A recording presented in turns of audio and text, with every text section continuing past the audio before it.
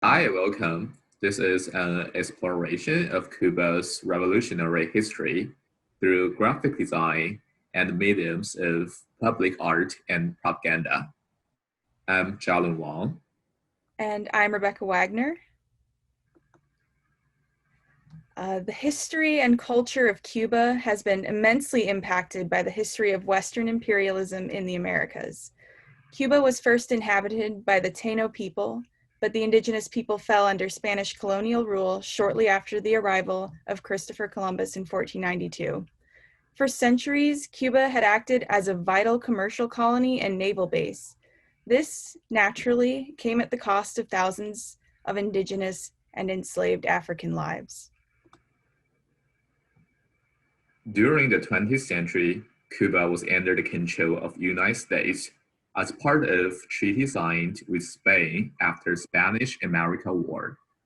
The country itself quickly shifted into a popular vacation site for tourists.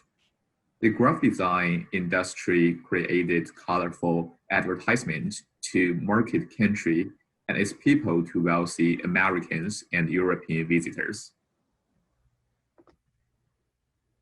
In 1959, Cuba's corrupt dictator, President Fulgencio Batista, was overthrown by Fidel Castro and his left-wing guerrilla army. This radically changed the way graphic design functioned in the country. In 1966, Havana held a TriContinental Conference of revolutionaries from Asia, Africa, and Latin America to foster support and solidarity between allies. One outcome of this conference was TriContinental Magazine. This quarterly magazine was published in Cuba and distributed across the world. TriContinental Magazine was also the official publication of the Organization of Solidarity with People of Asia, Africa, and Latin America, or as called OSPAAAL. OSPAAAL designed and created hundreds of silkscreen posters that were placed inside each issue of TriContinental Magazine. These posters assisted many leftist and social justice campaigns outside of Cuba. As a close neighbor with the United States, Cuba took inspiration from left-wing groups stationed in America. Cuban artists took the style of Emory Douglas, the Minister of Culture to the Black Panther Party, and repurposed it into political posters. Alfredo Rostgard, the artistic director of OSPAAAL, created this Black Power poster for circulation in the United States after the assassination of Dr. Martin Luther King Jr. During the Vietnam War, Cuba allied itself to the North Vietnam. Cuba's government appointed Rana Madros, a self-taught painter and graphic designer, to travel to Vietnam and depict the war through his art.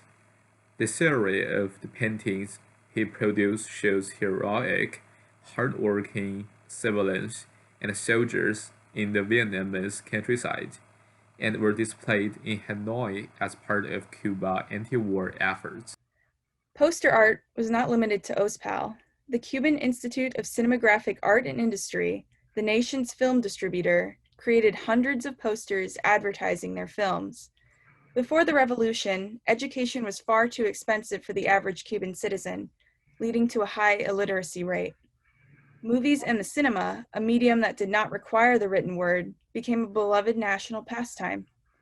Fidel Castro's government recognized how powerful a tool the cinema could be. It created the ICAIC to align Cuba's film market to its leftist values. The movie posters were specially made for every film shown in the country. Thus, movies and movie posters became interwoven with Cuba's national identity. Thank you for watching.